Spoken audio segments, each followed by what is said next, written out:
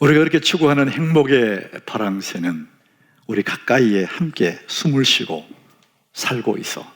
우리는 그걸 알고 있는데 사실은 여러분들이 우리 너무 가까이 와 있는 그 행복을 누리는 사람은 많지를 않아요.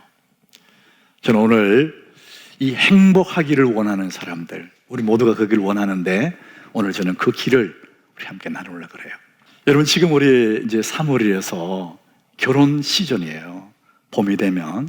그래서 이 3월을 영어로 마치, 이거 3월을 하기도 하고 웨딩 마치, 결혼 행진곡 이런 표현으로 쓰지 않습니까? 이제 두 사람이 결혼을 하고 이제 손을 잡고 부부가 되어서 첫 번째 행진하는, 저는 그 뒷모습을 보면서 잘 살아야 될 텐데 이런 늘 그런 마음을 가지고 있어요.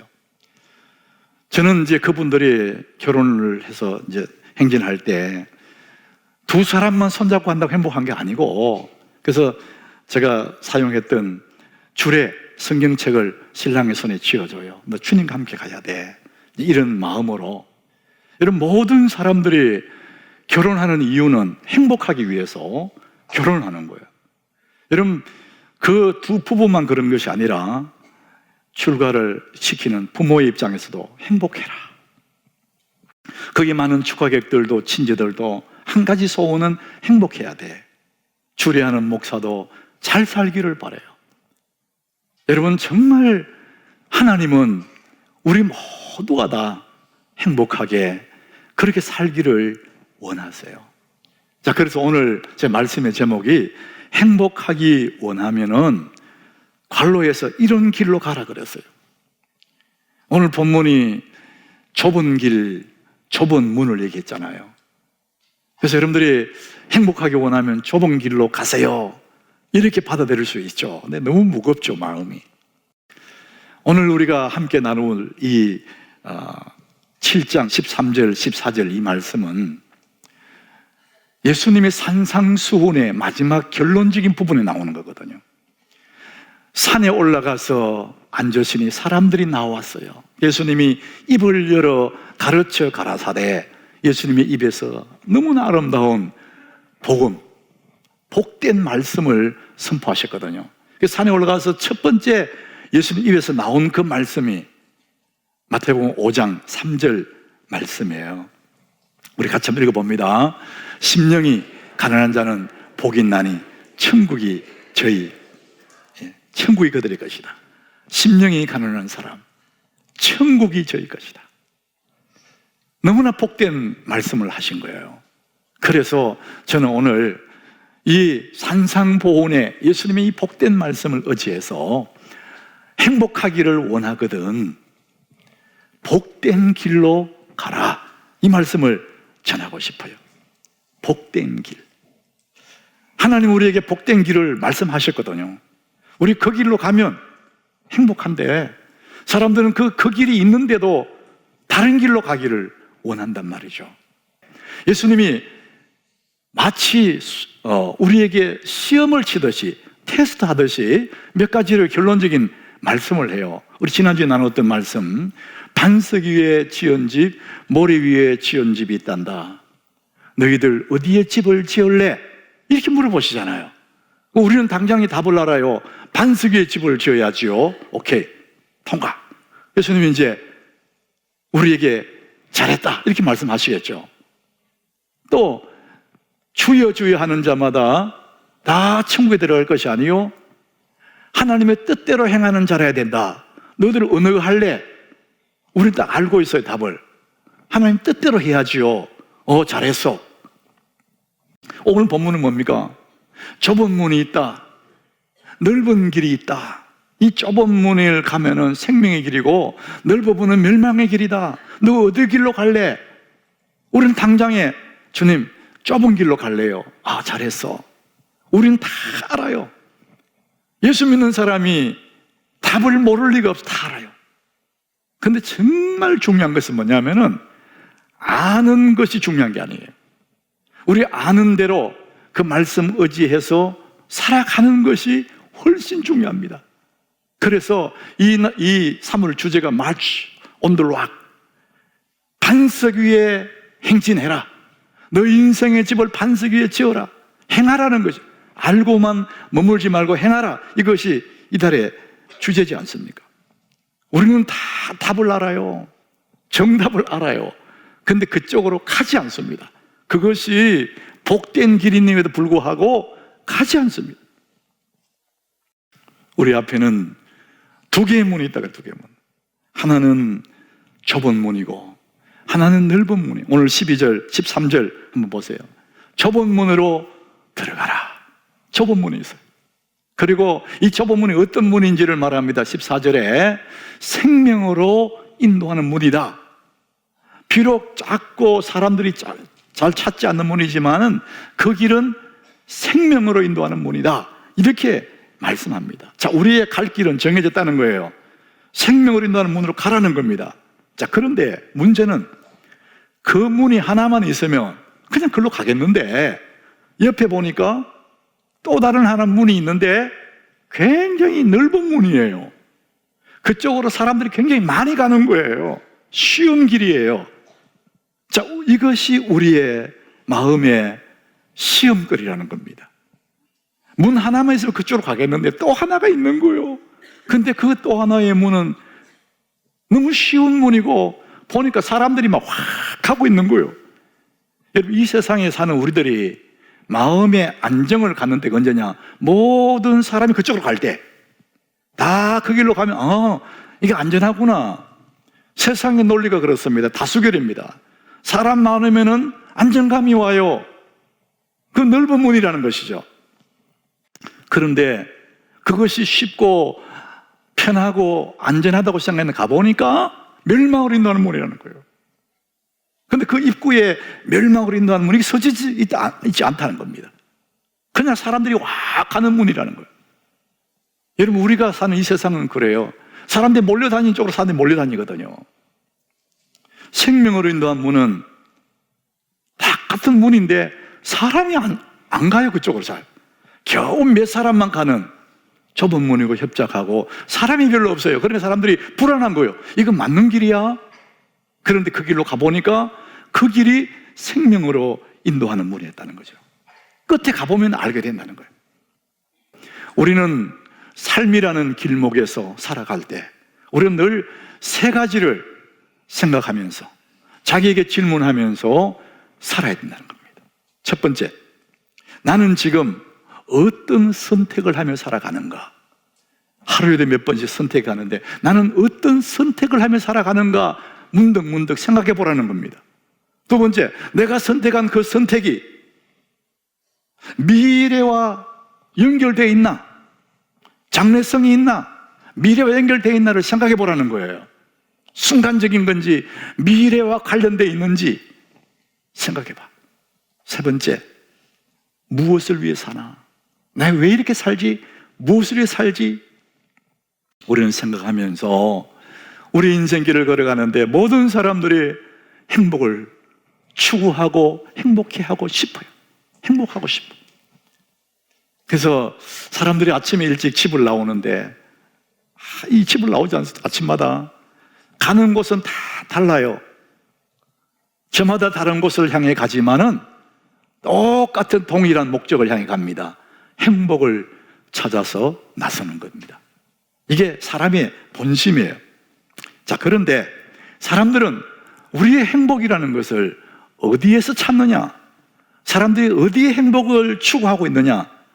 우리 보면은 가장 사람들이 먼저 떠올리는 것이 돈, 건강이에요.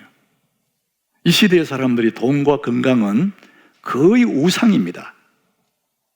모든 사람이 행복을 돈이나 건강에서 찾아요. 다윗의 일생을 마지막에 요약해서 다윗의 마지막을 요약한 것이 역대상 29장 28절인데요. 그가 하는 게 그 누구냐면 다윗입니다. 우리 같이 한번 읽어보겠습니다. 그가 나이 많아 늙도록 부하고 존귀를 누리다가 죽음에 그의 아들 솔로몬이 대신하여 왕이 되니라. 믿음 좋은 다윗은 나이 많아 늙도록 건강했습니다. 그리고 부했어요. 물질의 복도 누렸어요. 그리고 존귀, 영화를 누렸어요. 그리고 자기의 왕의 자리를 솔로몬에게 물려주는. 그러니까 다윗에게는 적어도 이 돈과 건강이 복이었어요.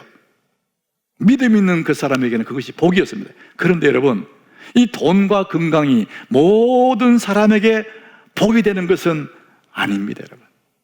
어떤 사람은 돈이 많기 때문에, 어떤 사람은 너무나 건강하기 때문에 그 돈으로, 그 건강으로 허랑방탕하는 거예요. 그리고 그 돈과 건강으로 나쁜 짓 하는 겁니다. 바람 피고 외도하고, 그래서 가정에 위기가 오고 급기야는 나누어지기도 하고, 그거 다 돈, 건강이 있어서 그럴 수가 있습니다. 여러분, 그것이 그에게 복일까요? 그 건강이, 그 돈이 그 사람에게 복이냐고. 돈 자체는, 건강 자체는 참 좋은 거예요. 근데 그것을 가진 사람에 따라서 복이 될 수도 있고 복이 아닐 수도 있습니다. 우리 예수 믿는 사람들에게는 돈이 있어도 없어도 우리 자신이 이미 복을 받은 사람이기 때문에 그것이 복이 될 줄로 믿습니다. 때로는 예수 믿는 우리들이 물질적으로 가난할 수도 있어요. 그러나 그 가난 때문에 더 하나님을 가까이 하며 산다면은 없는 것도 복인 줄 믿으시길 바랍니다. 우리가 건강할 수도 있지만은 예수 믿는 우리도 약해질 수 있거든요. 병들 수가 있어요. 병들었기 때문에 더 주님 가까이 다가서고 주님 이름 부르고 산다면은 오히려 내 몸의 약함이 내게는 복일 수도 있다는 것입니다. 그 예수 믿는 우리들에게는 있어도 없어도 이 모든 것들이 복인 줄 믿으시길 바랍니다. 사도 바울은 그 몸에 가시를 가졌다. 가시. 그 가시는 학자들이 병이라죠. 몸의 질병. 사도 바울은 하나님의 능력이 너무나 그 몸에 머물렀기 때문에 자기 손수건만 갖다 얹어도 병이 나았고, 다른 사람 병. 그 수많은 사람 병을 고쳤어요. 그런데 자기 병은 하나님 고쳐주시지 않는 거예요. 늘 몸이 아파요. 늘 몸이 약해요. 근데 그 약한 몸의 그 질병이 그에게는 그걸로 인해서 겸손하게 되고 그것 때문에 하나님을 의지하게 되고 하나님 능력이 머물렀기 때문에 성경은 뭐라 그러냐, 네 은혜가 네게 족하다. 하나님이 사도 바울에게는 그것이 네에게는 복이다 이렇게 말씀하신 겁니다. 사람들은 돈과 건강에서 행복을 추구합니다. 그러나 그것이 모두에게 복이 되고 그런 것은 아니에요. 또 사람들은 어디에서 복을 찾느냐, 어디에서 행복을 찾고 있느냐, 인간관계, 좋은 관계에서 복을 누리겠다, 행복을 찾겠다. 그래서 좋은 사람을 찾아다녀요. 여러분, 좋은 친구가 나의 행복을 지수를 올려줄 9%씩 증가한다면, 여러분, 사람 관계 중에 가장 친밀한 관계, 그게 누굽니까? 부부잖아요. 부부. 원수입니까? 부부? 허물 없는 관계가 부부예요. 세상에서 가장 친밀한 관계가 부부입니다. 자식보다도 부부 관계가 가장 친밀하거든요. 자, 그래서 우리는 남편을 만나고 아내를 만날 때에 결혼하는 사람들 행복을 위해서 결혼하거든요. 그래서 가장 친밀한 관계로 만들어 가요.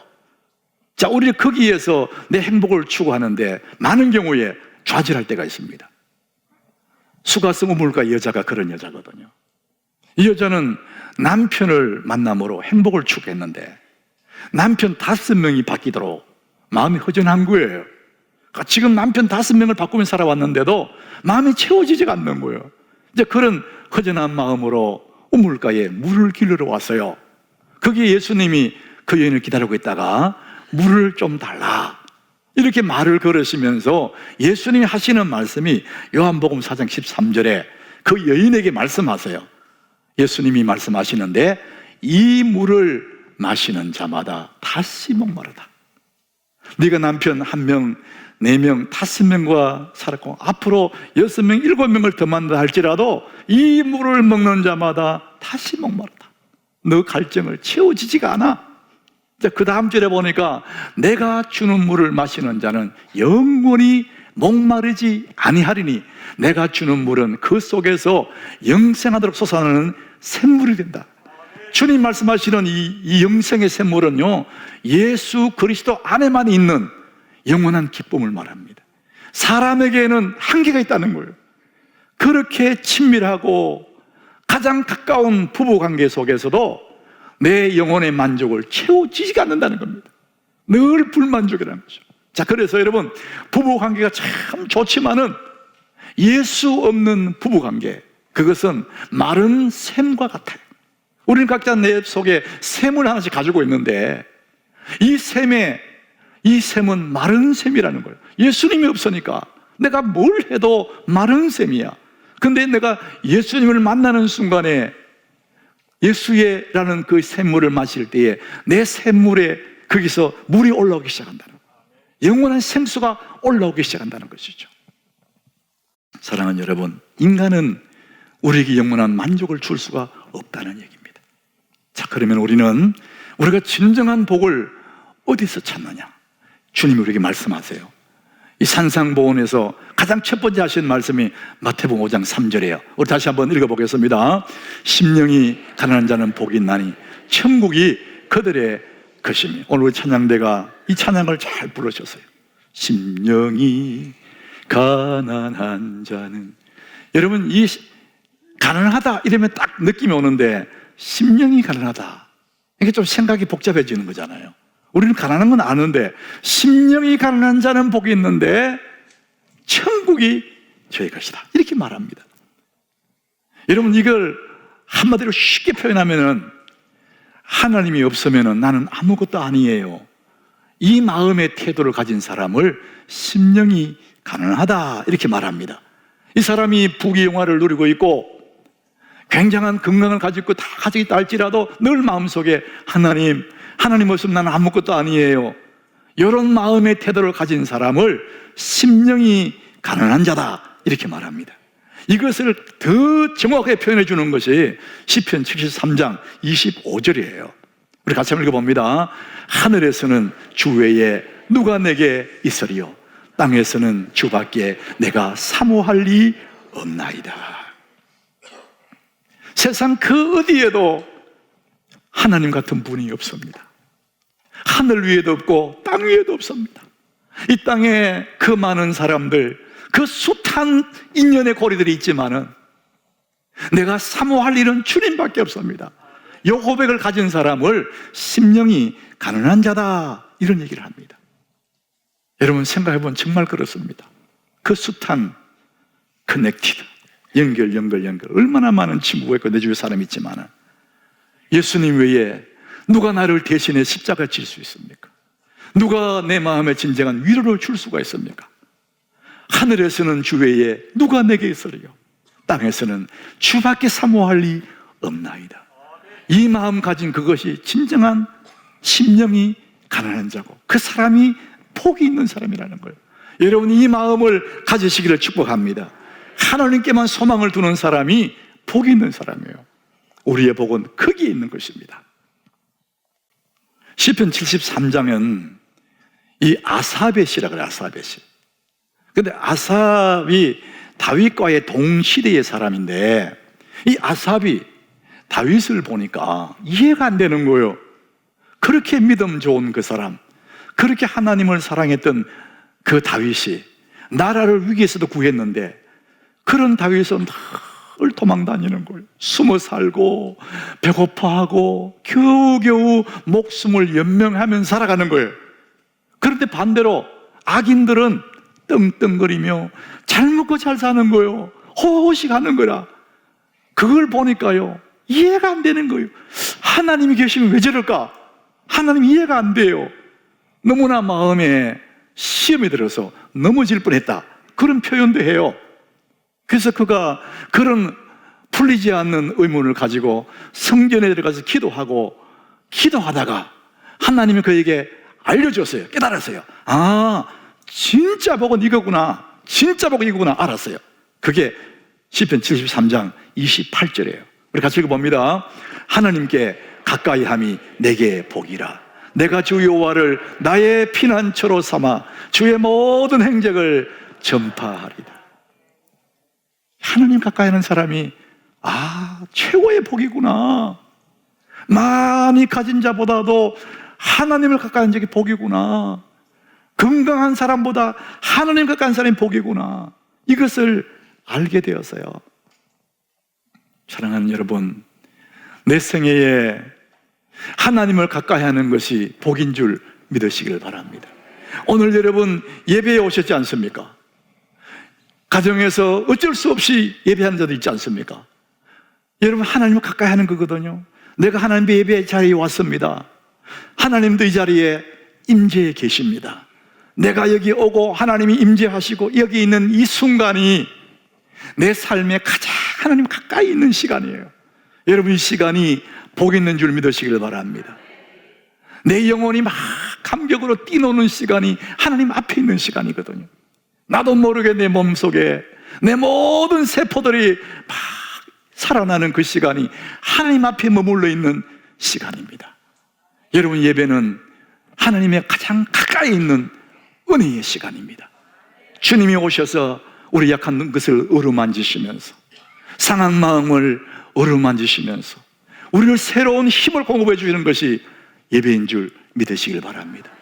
세상 어디도 얻을 수 없는 하나님만의 위로와 격려와 평강을 누릴 수 있는 곳이 예배입니다. 하나님을 가까이 하는 그것이 진짜 복이구나, 아삽이 깨달았습니다. 사람들은 넓은 길로, 재밌는 길로, 좀 있으면 이제 막 벚꽃이 피고 막 아지랑이가 피고 나비가 날고 막 가슴이 막 뛸 거예요. 나도 한번 가고 싶다. 그 사람들이 거리 확 갈 때 나도 가고 싶다. 그럴 때 우리는 어디 갑니까? 좁은 길로 오는 겁니다. 주의 전을 향해서. 이게 생명의 길이니까. 넓고 편하고 많은 사람이 가는 거 재미있는 것 같은데 가보니까 멸망으로 인도하는 문인데, 그 사람들이 비웃는, 그 사람들이 조롱하는 우리 가는 그 길, 생명에 가는 그 길, 주 앞에 모여있는 이 시간이 얼마나 복된지, 여러분 이 길로 계속 가시기를 주님 이름으로 축복합니다. 우리 예수님이 십자가 지시기 전에 마지막으로 제자들과 함께 만찬을 나누었어요. 떡을 떼어주고 잔을 나누어 주면서 마지막 만찬을 나누셨어요. 그때까지 가룟 유다에게 예수님은 기회를 주는 겁니다. 그런데도 끝내 가룟 유다는 돌이키지 않고 주님의 빵을 받고 밖으로 나가요. 요한복음 13장 30절에 보니까 그것을 이렇게 기록합니다. 유다가 그 조각을 받고 나가니 밤이었더라. 깜깜한 밤이에요. 여러분, 굉장히 성경에 의미하는 의미가 있어요. 그의 앞길이 깜깜한 밤이었어요. 그리고 유다는 그 길로 가서 스스로 목을 메고 죽어요. 그런데 창세기 32장에 야곱은 밤새워 천사와 씨름하고 하나님 응답을 구하다가 아침 해가 떠오르는데 32장 31절에 보니까 야곱이 그 아침에 분회를 지나가는 때에 해가 돋았어요.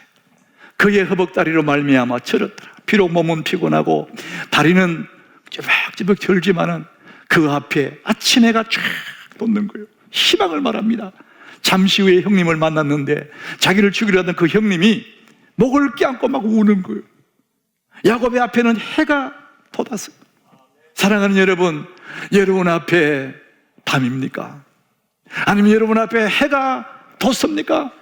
우리 앞에는 넓은 길이 있고 우리 앞에는 좁은 길이 있다 그랬어요. 쉬운 길이 있고 많은 사람이 가는 길이 있고 사람들이 별로 찾지 않지만 생명으로 인도하는 길이 있다고 합니다. 사랑하는 여러분, 행복을 원하십니까? 여러분, 복된 길로 가시기를 바랍니다. 오늘도 주님이 우리 앞에 좁은 길을 열어놓고 생명의 길로 가라고 말씀하십니다. 여러분, 말씀 위에 굳게 서서 이 길로 계속 가시기를 주님 이름으로 축복합니다.